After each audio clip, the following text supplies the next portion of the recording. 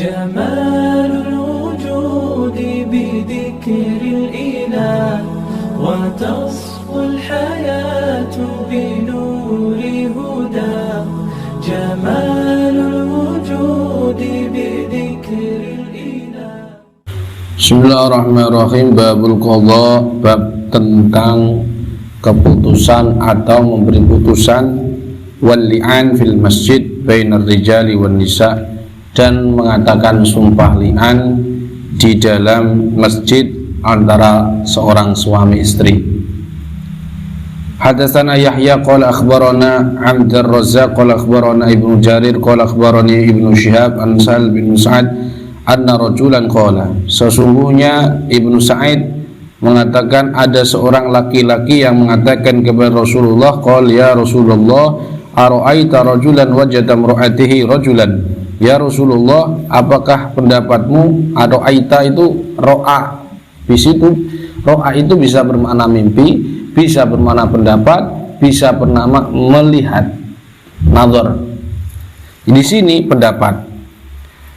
Bagaimana engkau, Rasulullah, pendapat engkau tentang seorang suami melihat suami laki-laki lain itu bersama istrinya. Istrinya adalah istrinya seorang suami itu. Misalkan Lejan melihat Husri dengan pria lain, Ulil misalkan, maksudnya pria lain lah pokoknya, yang curiga misalkan, dan paham maksudnya kalimat gitu Lejan ya.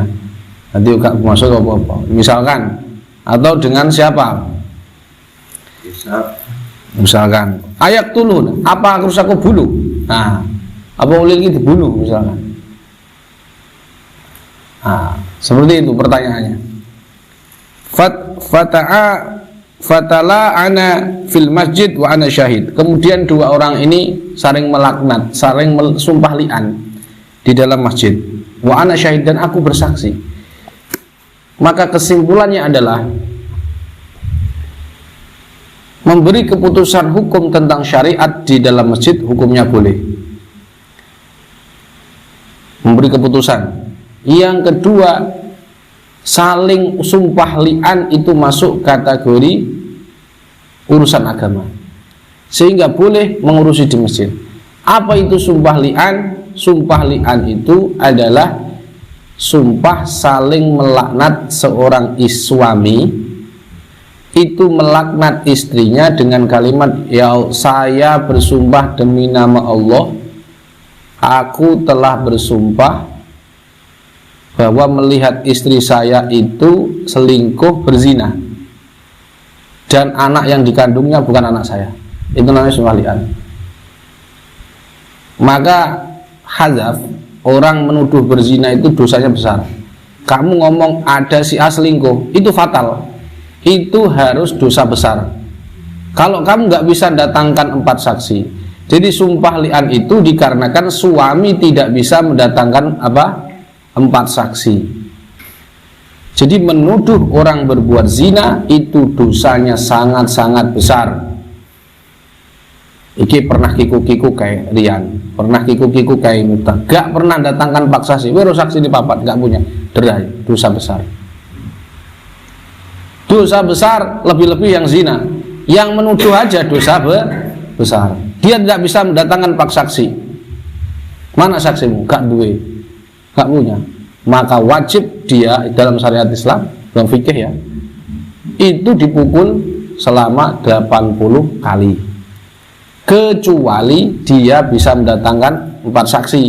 Ini saksi nih, Ulil, Eko, Pak E, Bu E, datang nabe.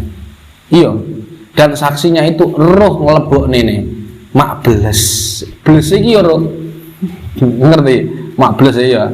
Iki kudu blese muntup-muntup, mak tutut. Nah, ini ibarat manuk beyone arsa iku nyucuknya tutut roh. Ngerti, yang ngincang berarti, ya iya, wong jenenge saksi, mosok gak ngincang, mosok kita ayo jajal, nah, ketika nggak bisa datangkan ini, maka wajib didera.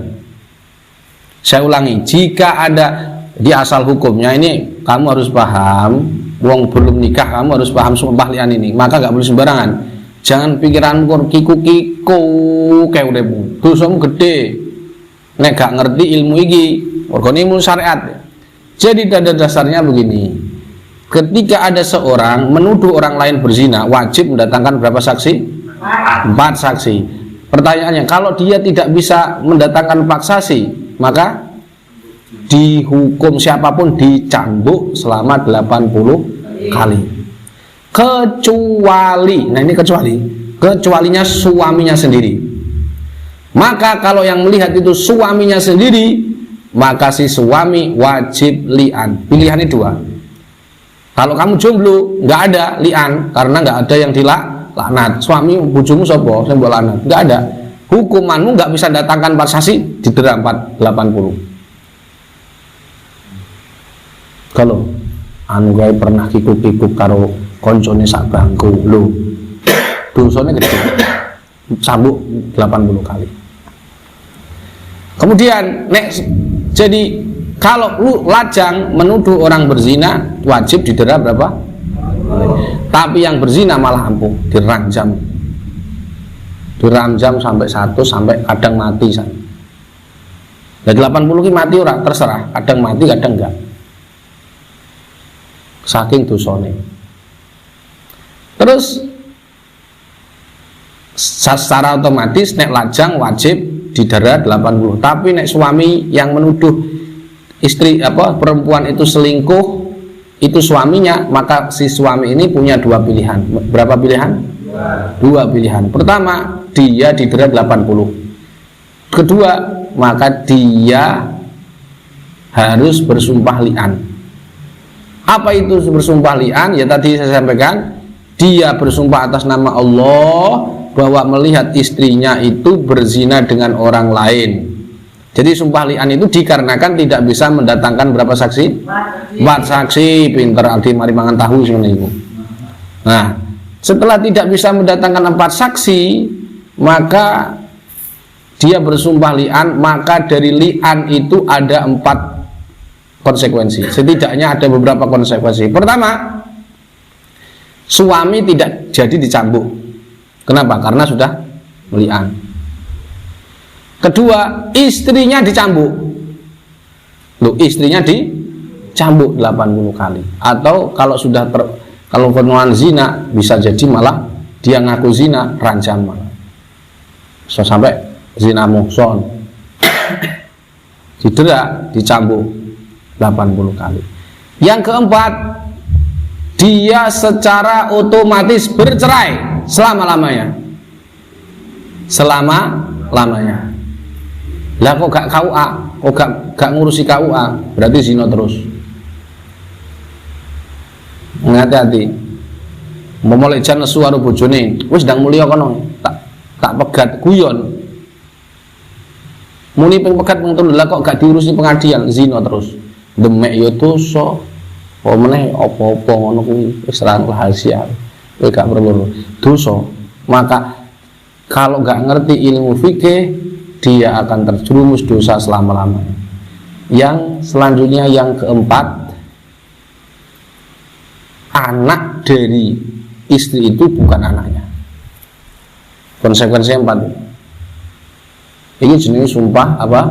Li'an. Tulisannya lam, ain, alif, nun, li'an. Berbeda karo sumpah apa? Sing biasanya wong-wong itu bukan sumpah pocong iki ada syariate. Sumpah Jokowi lo, apa sumpah biasanya?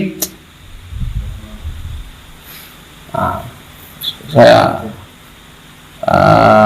biasanya sing di TV YouTube sampai lali ya. Nah itu loh apa?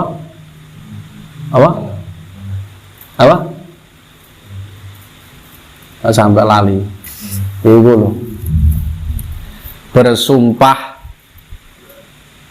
sumpah Quran dan seterusnya, ngelaknat wong, bersumpah nek Jokowi korupsi, aku nih ngelaknat, aku ya Allah siksa aku selama-lamanya. Iku wong goblok.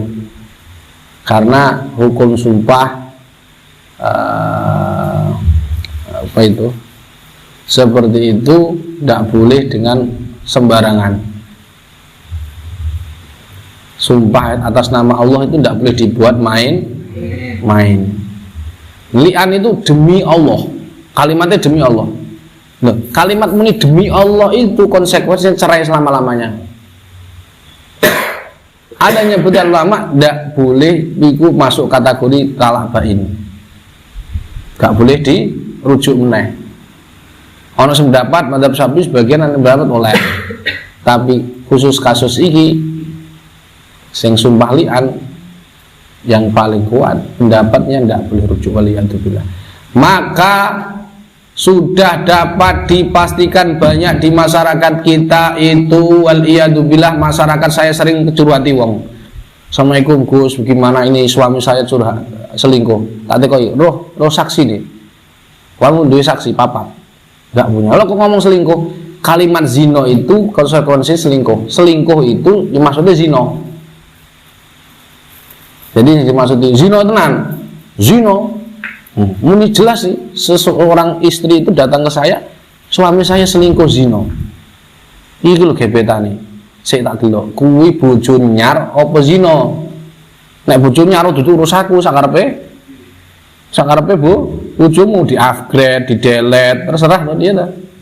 Tapi nek kowe ngomong bojomu zina, kamu melihat bilang suamimu zina, itu wajib mendatangkan paksasi, kalau enggak didera. Sumpah li'an. Pertanyaan nih, ketika disumpah li'an, si istri bagaimana posisinya? Maka wajib didera 80 kali. Pertanyaannya, kalau dia pengen lepas dari deraan, gak wis aku gimana? Yaitu istri kembali bersumpah li'an. Nah, jadi macam-macam. Sampean sebelum nikah wajib mempelajari ilmu munakahah. Ilmu apa? Fikih munakahah. Jadi nek gurung bab fakun mu'in, bab munakahah, ojo boyong. Dikit-dikit boyong gara-gara diputusku putus dia boyong. Apa iki? Harus paham ilmu rumah tangga. Lu gek sampean mending ini. Jangan khawatir saya sampean ngomong nih.